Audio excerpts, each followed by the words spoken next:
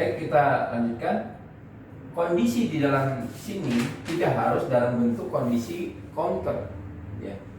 Tidak harus dalam bentuk hitungan, tapi bisa jadi suatu kondisi yang lain. Misalnya kita diminta untuk memasukkan angka, kemudian menjumlahkan. Jadi kita diminta membuat program untuk diulang terus meminta angka sampai dengan angkanya lebih besar dari 100. Jadi kalau kita masukkan angka masih kurang dari 100, dia balik lagi si komputer untuk minta terus angka sampai dengan kita memasukkan angka lebih besar dari 100. Nah, untuk itu maka yang paling tepat adalah ulangi input membaca data dari keyboard sampai dengan datanya lebih besar dari 100 nilainya gitu. Jadi di sini buat algoritma yang digunakan yang meminta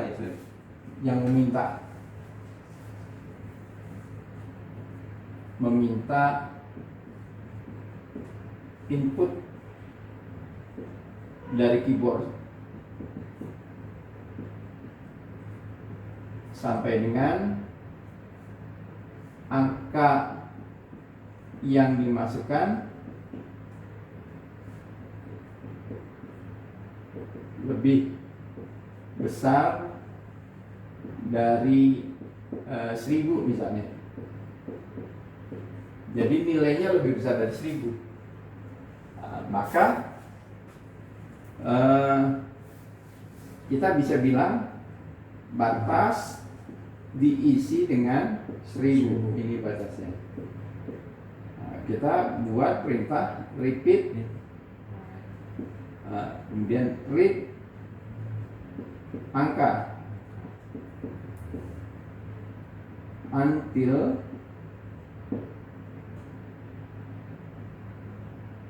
angka lebih besar daripada batas. Nah, ini di sini programnya dia akan terus melakukan pengulangan, meminta terus sampai dengan orang memasukkan angkanya di atas batas.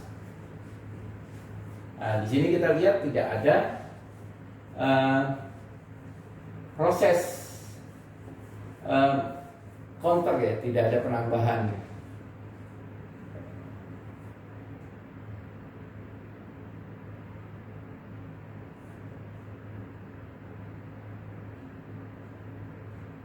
Nah, repeat until ini yang digunakan untuk sebagai basis atau dasar daripada program yang menampilkan menu gitu. Jadi ya, sampai dengan kan ada menu 1, 2, 3, yang terakhir adalah keluar misalnya. Nah, kalau kita nggak mencet menu keluar, ya tetap aja diulang terus. Nah, kita lihat di sini kalau kita menggunakan repeat until, maka kita bisa langsung membuat repeat baca gitu. Nah, kalau misalkan kita mau pakai while, bisa juga, cuma menjadi kurang tepat karena kita ada proses yang ditambahkan. Nah, ini kita bisa terjemahkan menjadi while. Nah, berarti tetap ini batas diisi 1000. Kemudian kita ada inisialisasi angkanya 1. Ini supaya sebagai angka biasa saja, mau diisi berapapun yang penting kurang dari 1000. While angka kecil sama dengan 1000, batas do read angka and while. Nah begini. Kalau kita pakai repeat until, kita nggak perlu ada proses melakukan inisialisasi supaya bisa masuk ke dalam while ini.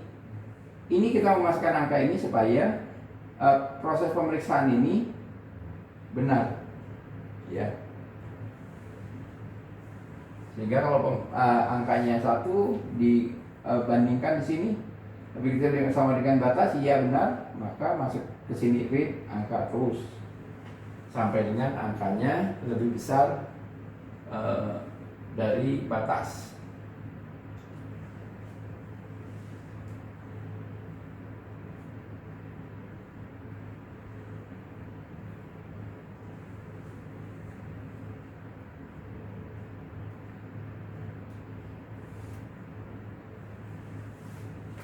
Ini kalau pas itu kan di repeat ngebacanya Mas ya. Iya. Ini tadi programnya itu kalau kita nggak masukin diam aja programnya gitu. Ya, diam saja. Nah terus dia berhenti kalau Jadi angkanya salah. program ini akan diam menunggu Menurut input kan. input. Nah setelah di input diperiksa. Ini lagi, terus nanti minta lagi gitu. Selesainya tuh kalau misalnya udah lebih dari itu kan. Kalau nilai yang dimasukkan, Ya. kalau nilai yang dimasukkan lebih dari batas. Bisa jadi 1001 kita masukkan. Nah apa yang terjadi di programnya? Dia berhenti nutup. Langsung keluar ya, Langsung keluar. langsung keluar. Mungkin kayak proses ini Pak ya, mungkin pembatasan aplikasi misalnya 17 tahun ke atas. Kalau misalnya kita masukin 18 baru dia bisa masuk aplikasi tersebut mungkin. Iya. Oh iya Gitu. untuk itu. Nah, kayak gitu mungkin ya. Ya salah satunya itu, tapi kalau itu tidak perlu pakai pengulangan, pakai Pengulangan if. itu. Iya, Itu pakai if saja. ya. Itu pakai if kalau sekarang. Kalau itu biasa penerapannya untuk apa nih Mas? Yang ini Belum gue bayangin ini. penerapannya kan sama seperti kalau kita misalnya Untuk aplikasi apa gitu? untuk aplikasi, misalnya aplikasi ada menu ya misalnya. Kalau di dalam program kita program yang misalnya begini, kita punya menu yang gini. Nah ini ada keluar. Kalau ini diklik, dipilih keluar, maka aplikasinya keluar gitu. Kalau kita menu yang ini yang diklik, maka dia proses apa gitu. Selesai balik lagi, nampilnya tetap aja di sini. Oh, gitu. Kalau kita klik keluar, baru keluar dari program. Oh. Itu sebenarnya konsepnya adalah konsep repeat until. Tampilkan dulu, terus dia nunggu. Iya. Oh. Gitu.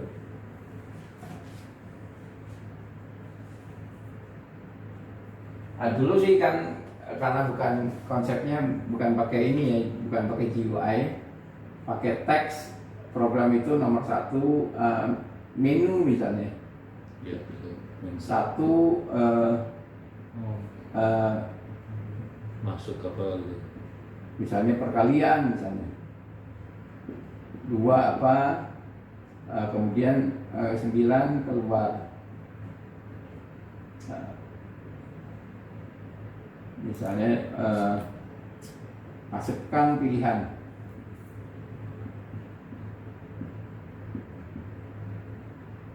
Nah, gitu, sini. Nah, kalau kita ngisi 1, maka ada proses perkalian. Ngisi 2 ini, terus nanti nampil lagi ini. Nah, kalau kita isi 9, baru dia keluar.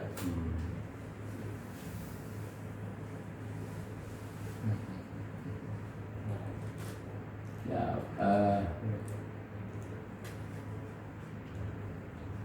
ini salah satu penerapannya. Kalau untuk pemrosesan ya sama seperti while ataupun repeat until, ya tergantung kita mau yang mana kita pakai. Tapi harus tahu prinsip secara mendasar tadi. Kalau kita lihat bagannya pakai flowchart tadi, gitu. Dengan melihat ini kondisi dan melihat ini kondisi, Kita bisa lihat juga itu bedanya. Nah, ada bahasa pemrograman tertentu kadang-kadang kesannya repeat until, tapi sebenarnya hanya while yang dibalik. Jadi dia tidak punya repeat until, tapi dia berusaha meniru, tapi konsepnya bukan. Kalau repeat until itu sampai dengan batasnya dipenuhi.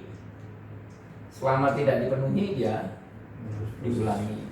Kalau ini kan selama kondisinya dipenuhi dikerjakan gitu. Jadi kalau repeat until bedanya kalau kondisinya terpenuhi keluar. Kalau di sini kondisinya terpenuhi diulang di while gitu kan.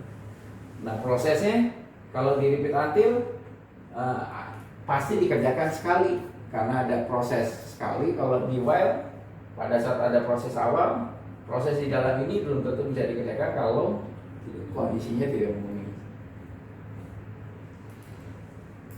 Nah, demikian ini materi tentang konstruksi iterasi. Nah, konstruksi iterasi ini adalah dua konstruksi dasar yang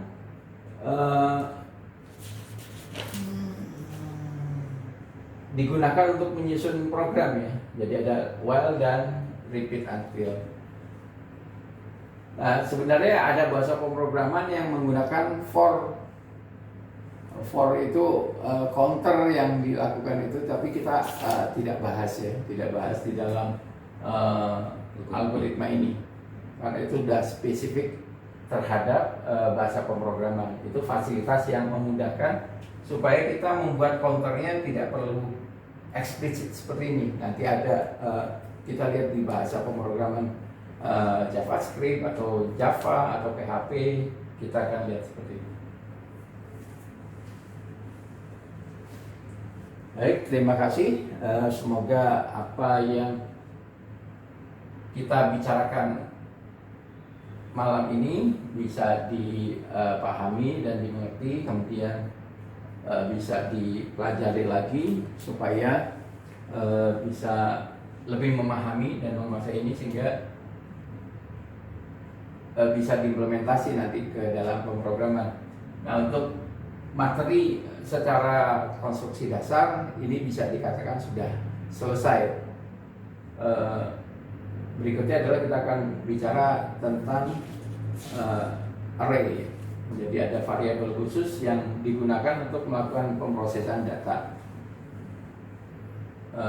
Demikian untuk materi tentang konstruksi iterasi atau pengulangan ini.